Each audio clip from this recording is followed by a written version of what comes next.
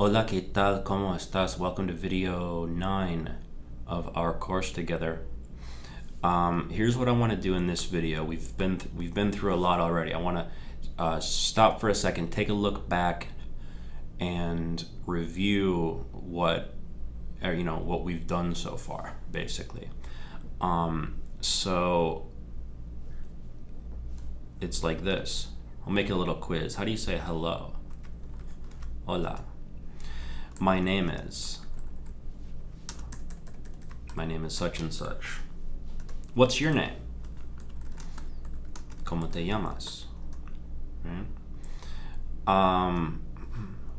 Where are you from? ¿De dónde eres? I'm from, and then the place.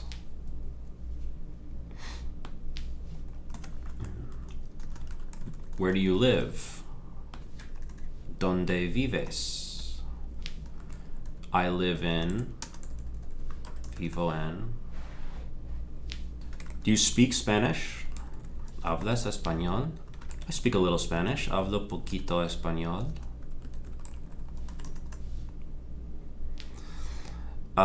Why? ¿Por qué? Why do you study Spanish? This is a place you could pause the video, make up your own answer, and we'll make one together too. So, ¿por qué estudias español? I study Spanish. Estudio español because. Estudio español porque. Well, because I like to. Porque me gusta. And because I want to travel to Mexico. I don't know, let's just pretend. Y porque quiero viajar a Mexico. All right. How are you? ¿Cómo estás? How was your day? ¿Cómo fue tu día? Right? All of these questions you should have an answer for. What did you do today? ¿Qué hiciste hoy? What are you doing right now? ¿Qué estás haciendo ahora? And what are you going to do tomorrow? ¿Qué vas a hacer mañana? Okay? From here, you generate your answer based on the past tense. What did you do today? I went to work, fui al trabajo. Returned, regresé a la casa. I cooked, cociné. I ate, comí. And I fell asleep, me dormí. I slept myself. Myself fell asleep. Me dormí. We'll talk about that later. Me dormí. What are you doing right now? Estoy learning. Estoy aprendiendo español. I'm practicing. Estoy practicando. I'm watching. Estoy viendo. I'm watching a video. Estoy viendo un video. Maybe you're eating something. Estoy comiendo. You could add the word for what you're eating after that. Estoy comiendo tacos. Estoy comiendo this or that. Maybe you're drinking coffee or tea. Estoy tomando tea. Estoy tomando té. All right? And what are you going to do tomorrow? Mañana voy a. I'm going to descansar. Descansar means to rest, which means not work. So I'm off work. I'm not going to work. I'm going to rest. Voy a descansar. I'm going to go out. Voy a salir a comer. I'm going to go out to eat. Voy a salir a comer. Voy a salir a comer con amigos, with friends, and so on and so forth. Grow your sentence. And what else? Voy a, of course, study Spanish. Voy a estudiar español. ¿Está bien? So that's that so far. Beyond this, you've got your 501 Spanish verbs, which should allow you to generate absolutely unlimited sentences. At this point, I want to mention I'm gonna mention this, Easy Spanish on YouTube. Great channel on YouTube that features street interviews with people, real people in Mexico and Peru and different places. They just go around on the street and they with a microphone, they just ask people on the street questions like these. What are you doing today? Or where are you coming from? Or what are your thoughts on such and such, or how's the weather in this city, and stuff like that. They ask one question per video and they ask like 20, 30 different people, and you get to listen to the way people answer. That is going to give you your listening practice, that and everything else, but that's a great way to get listening practice on demand. It comes with subtitles. I recommend not using the subtitles. Now, it's YouTube, so you can't turn off the subtitles, but what you can do is you can grab, just like I'm doing here, grab the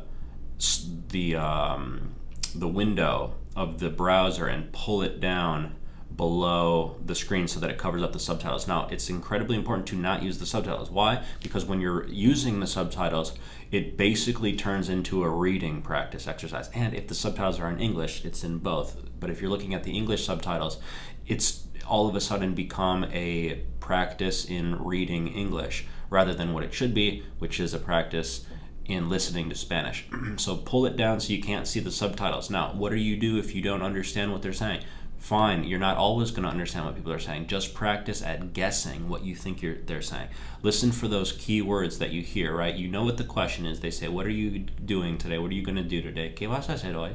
And they might say, trabajo, Just by hearing the word trabajo, work, you can guess that he's saying, probably he's going to work, or he's just came from work and now he's something like that, something about work, and that's good enough, right? If you hear cocinar, cook, okay, he's going to cook something. You don't need all the details. Just practice listening and guessing what people are saying from the keywords that you're hearing.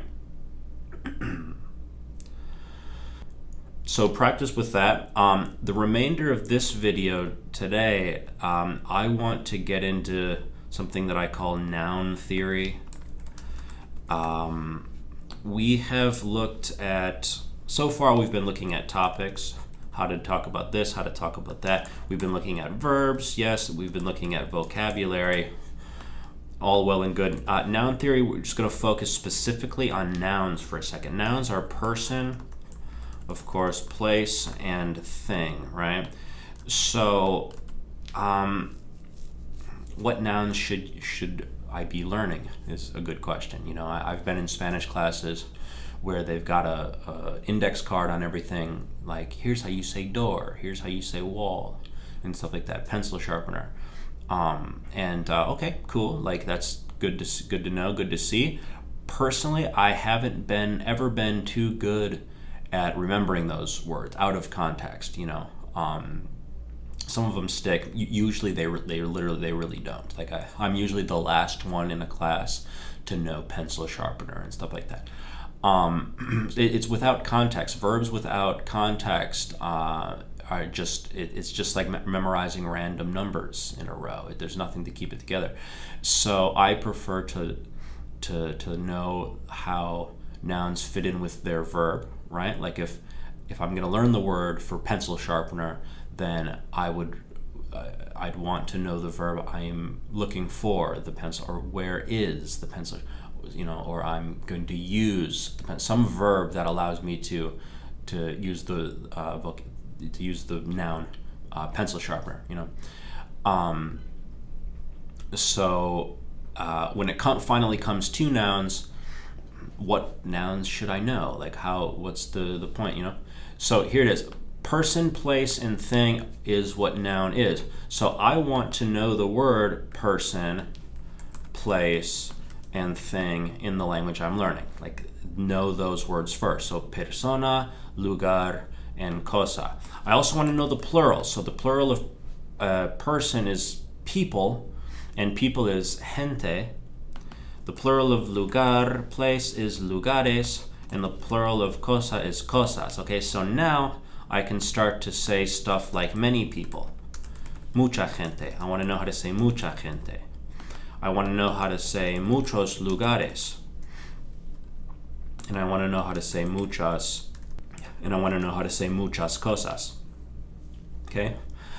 Finally, there's a few more things, but I'll stop here. I want to know how to say somebody. somewhere,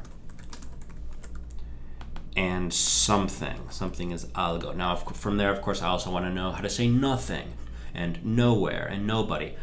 Those are on your map. Those are the indefinite pronouns on your map. Someone, something, somewhere, everyone, so on and so forth. The reason why I want to know these words as soon as possible, and in favor of specific words like pencil, door, and so on and so forth, is because when I'm giving an answer to a question in the target language, I may not know the specific word for the person, place, or thing that I'm trying to refer to. So I can always insert the word someone, somewhere, something, instead of saying the specific person, place, or thing. For example, if I want to say, I went somewhere. Fui a algún lugar. Fui a algún lugar. Okay? So I may not know the specific word for, even the bank or whatever the word is. So fui a algún lugar, and this is natural too, because when you're speaking your native language, you don't always say, I went to the specific place. You say, I went somewhere, met up with someone, had something to eat. You don't say the specifics, like I ate a chicken sandwich, and then after that I went to the you say, I went somewhere, met up with someone. I saw someone, vi a alguien, saw someone.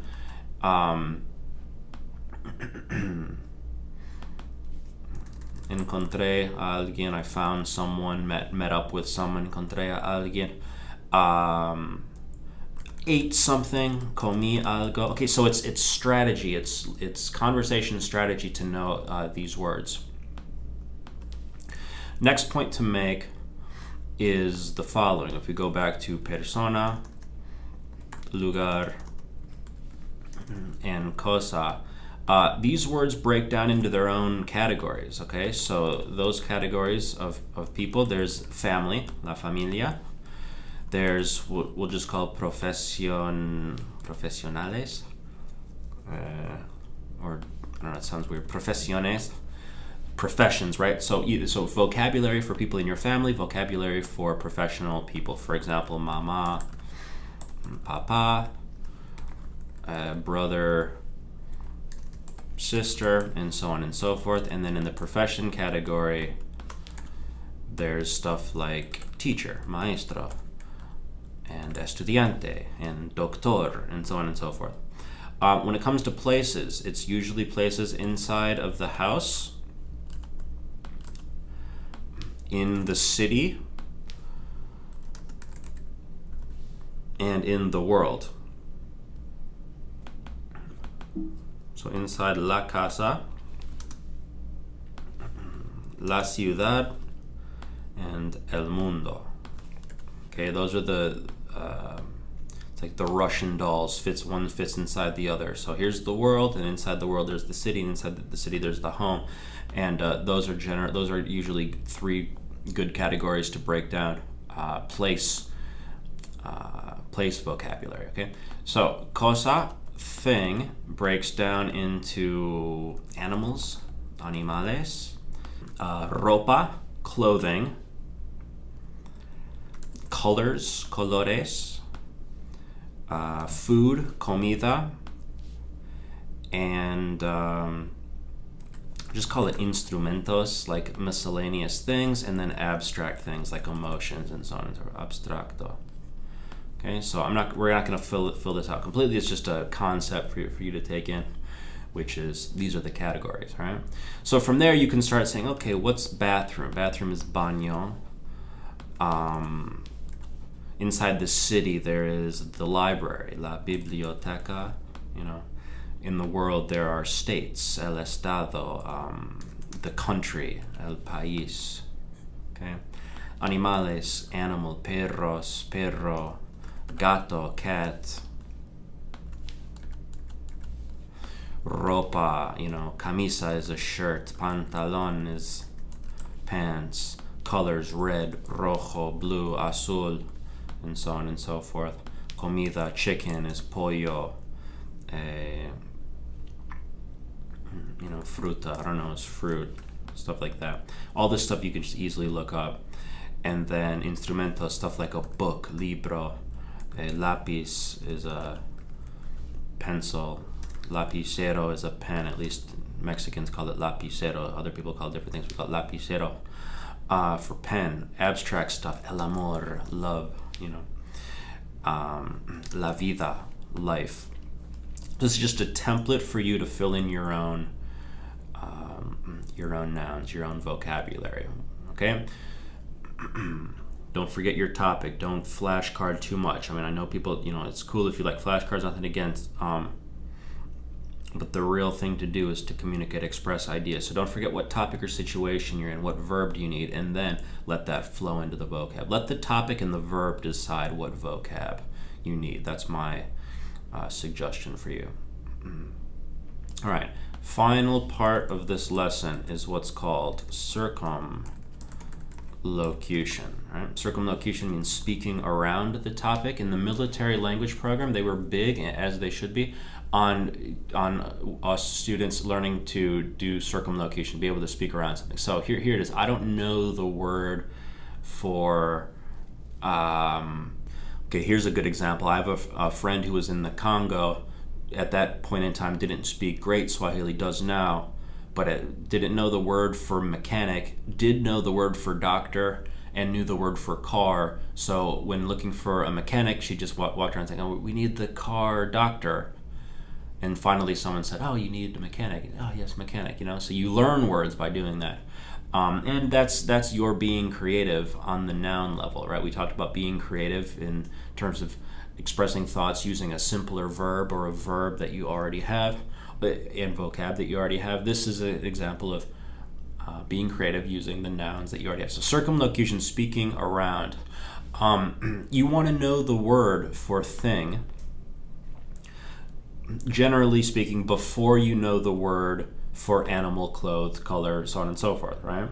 And further, you want to know the word for food before you do, for example, fruit or vegetable, and you want to know the word fruit or vegetable before you know the word for banana or broccoli, because that way, if, for example, you're in a country and you go into a store, you're looking for a watermelon, you don't know the word for watermelon, you don't even know the word for fruit, you don't even know the word for food, but you know the word for thing, which would help you in a lot of other situations too.